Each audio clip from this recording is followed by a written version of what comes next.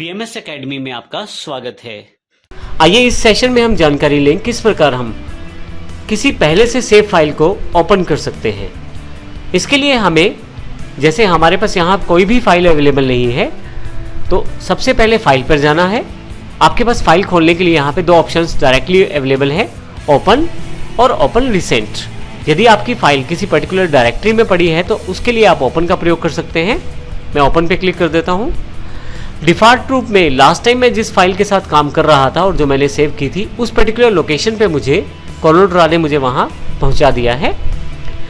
आप यदि इस पर्टिकुलर लोकेशन पे नहीं है, कहीं और है, मान लीजिए डॉक्यूमेंट्स पे है, तो आप इस पर्टिकुलर लोकेशन को एक्सेस करें दोबारा जहाँ पे आपकी फ़ाइल है। जैसे कि मेरी फाइल जो है वो सॉफ्टवेयर सेक्शन में ई ड्राइव में है। यहाँ से माई फाइल्स का फोल्डर को मैं डबल क्लिक करके ओपन कर लेता हूँ और फिर उस पर्टिकुलर फाइल को सिलेक्ट कर लेता हूँ। जैसे ही आप उस पर्टिकुलर फाइल को सिलेक्ट करते हैं, आपके पास यहाँ नाम ऑटोमेटिकली फिल हो जाता है और आप इसे ओपन पे क्लिक करें तो आपके पास ये पर्टिकुलर फाइल first.cdr ओपन हो गई है। आप अपनी फाइल को ओपन करने के लिए फाइल पर जाकर ओपन रिसेंट का प्रयोग भी कर सकते हैं। ये वही फाइल है जो हमने थोड़ी देर पहले ओपन की है। आप यदि रिसेंट यूज्ड फाइल को खोलना चाहते हैं तो ओपन रिसेंट का प्रयोग कीजिए, ताकि आप समय बचा सकें, फाइल स्ट्रक्चर के पास ना जाकर डायरेक्टली यहीं से फाइल को खोल पाएं। इसके अतिरिक्त फाइल को खोलने के लिए आपके पास यहाँ स्टैंडर्ड टूल बार पे ओपन का बटन दिया गया है। यदि मैं इसे क्लिक करूँ तो मैं फिर से उस पर्टिकुलर फाइल को सिलेक्ट कर सकता हूँ जिसे मैं खोलना चाहता हूँ।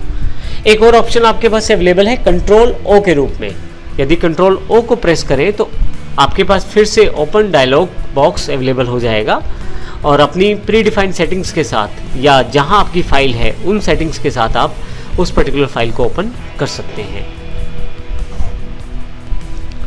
हमने देखा आपने किस प्रकार अपनी सेव्ड की हुई फाइलों को ओपन किया इस सेक्शन में, लेकिन हम पहले से बने हुए टेम्पलेट्स को भी ओपन कर सकते हैं।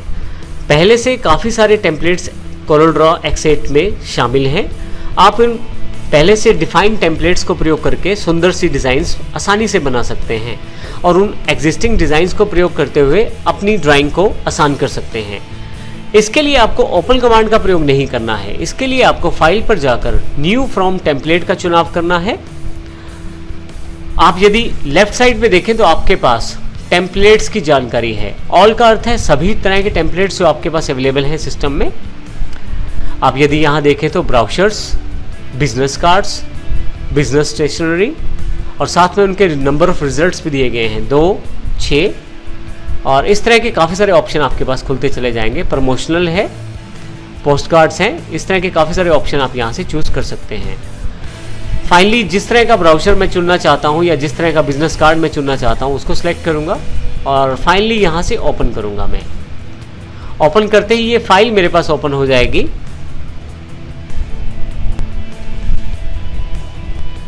आप देखेंगे मेरे पास एक पहले से बना हुआ टेम्पलेट खुल गया है और मैं इसे अपनी स्क्रीन पर देख पा रहा हूँ।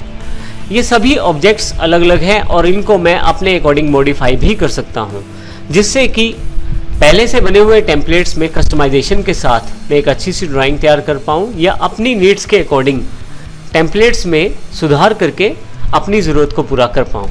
तो इस प्रकार हमने इस सेशन में देखा किस प्रकार फाइल को ओपन किया जा सकता है और पहले से बने हुए टेम्पलेट्स को आप किस प्रकार से ओपन करके अपनी आवश्यकता अनुसार प्रयोग कर सकते हैं।